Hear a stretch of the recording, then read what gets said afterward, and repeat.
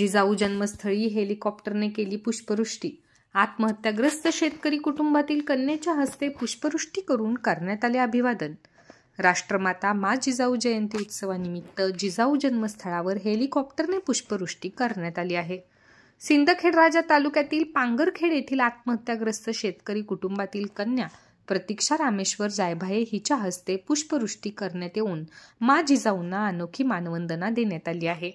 दरवर्षी जिजाऊ जन्मोत्सव राज्यभर मोठ्या धूमधडाक्यात साजरा केला जातो।